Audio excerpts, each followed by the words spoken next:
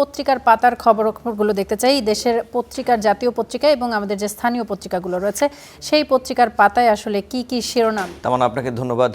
দর্শক, সকালে পত্রিকা পড়াটা অনেকেরই হয়তো বা অভ্যেস।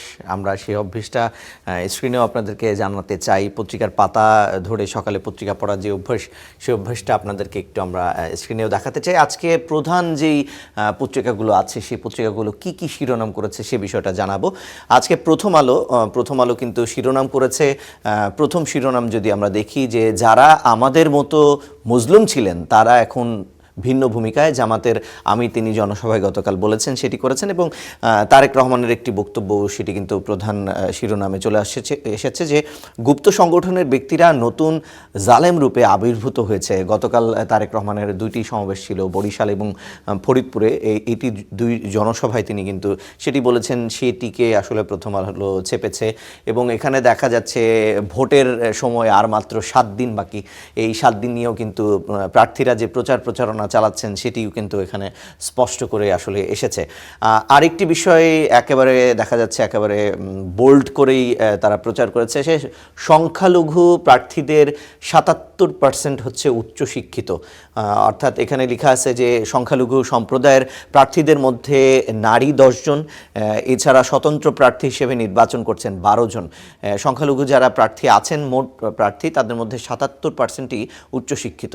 এবং নির্বাচনী প্রচারে ব্যস্ত সংখ্যালঘু যারা প্রার্থী আছেন সেটিও কিন্তু এখানে উল্লেখযোগ্যভাবে। তারপরে ভোটারের মুখে আবেগ কম, হিসেব বেশি।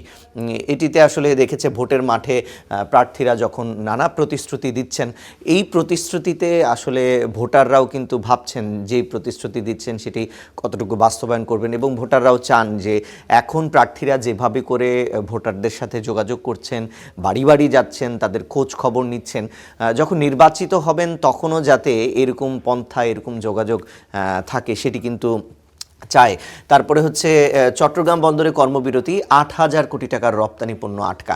অর্থাৎ এই যে চট্টগ্রাম বন্দরে যেই কর্মবিরতি শুরু হয়েছে অনির্দিষ্টকালের জন্য, সেখানে কিন্তু 8,000 কোটি টাকার রপ্তানি পণ্য আটকা। এবং যেটি সম্ভাবনা করা হচ্ছে যে এই যে অনির্দিষ্টকালের ধর্মঘট, এর কারণে কিন্তু রমজানের নিত্য প্রয়োজনীয় যে পণ্য সেটির কিন্তু দাম বাড়তে পারে এবং প্রভাব কিন্তু একটি পড়তে পারে। আমরা আরও কিছু শিরোনাম একটু দেখি। ফ্যাসিবাদী ব্যবস্থার পূর্ণ বিলোপ সহ একেবারে 26 বিষয়ে অগ্রাধিকার, সেটি কিন্তু এখানে স্পষ্ট হয়েছে। আমরা প্রথম আলো বাদেও যদি আমরা অন্য একটি পত্রিকা একটু দেখতে চাই, আমার দেশের দিকে যদি একটু চোখ রাখি, আমার দেশ, তারা আজ শিরোনাম করেছে দুর্নীতিমুক্ত মানবিক দেশ গড়তে চায় জামাত, সেটি কিন্তু তারা শিরোনাম করেছে।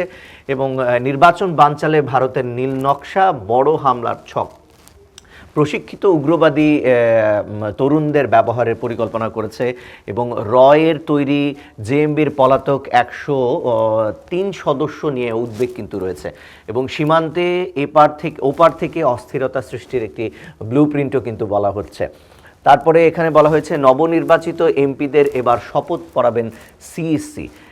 এ বিষয় নিয়ে আসলে কে নবনির্বাচিত যারা এমপি হবেন তাদেরকে আসলে কে শপথ পড়াবেন সেটি কিন্তু মীমাংসিত হয়েছে যে পড়াবেন সিএসসি। জামাত প্রার্থীর মৃত্যুতে শেরপুর 3-এর নির্বাচন স্থগিত, অর্থাৎ একটি আসনের কিন্তু নির্বাচন স্থগিত হয়েছে।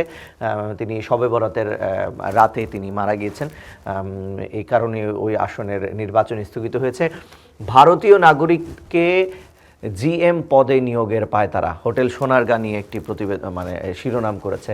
আমরা দেখছি আমার দেশের পর আমরা আরেকটি পত্রিকা দেখতে চাই, ইত্তেফাকে দেখছি যে তারা শিরোনাম করেছে জনতার বাংলাদেশ, ন্যায়, নিরাপত্তা এবং সমৃদ্ধির দেশ গড়তে বিএনপির প্রতিশ্রুতি। আমরা দেখতে পাচ্ছি যে প্রতিটি পত্রিকায় কিন্তু নির্বাচন কেন্দ্রিক যেই প্রচারণা, প্রতিশ্রুতি রয়েছে প্রার্থীদের, সে বিষয়গুলো কিন্তু খুব স্পষ্ট করে এখানে আসলে উঠে এসেছে। এরপরে আমরা দেখি আরেকটা পত্রিকা আমার আমার কাছে আছে।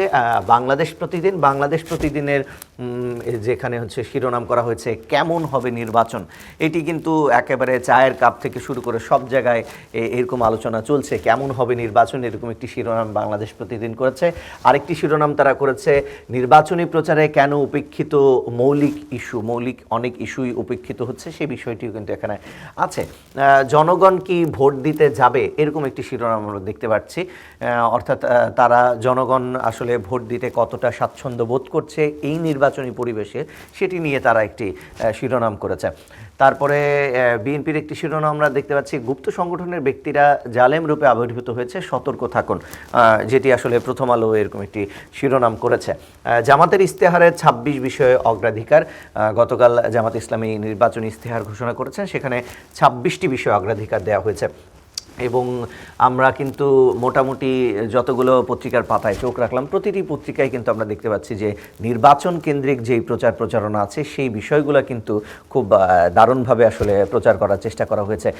দর্শক, আপনারা জানবেন যে আর মাত্র 1 সপ্তাহ নির্বাচনের সময় আছে এবং খুব সহজভাবেই এবং একেবারে অ্যাক্টিভলি কিন্তু প্রার্থীরা নির্বাচনী প্রচারণা চালাচ্ছেন। এবার কিন্তু 10 ফেব্রুয়ারি পর্যন্ত, অর্থাৎ নির্বাচনের 48 ঘন্টা আগ পর্যন্ত প্রচারণা চালাতে পারবেন প্রার্থীরা।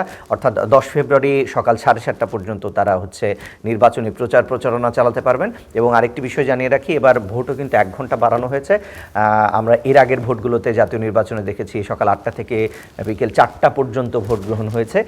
এইবার ত্রয়োদশ জাতীয় সংসদ নির্বাচনে সকাল 7:30 থেকে বিকেল 4:30 পর্যন্ত ভোট গ্রহণ অনুষ্ঠিত হবে। সো এই ছিল আমার কাছে দর্শক আজকের পত্রিকার পাতা।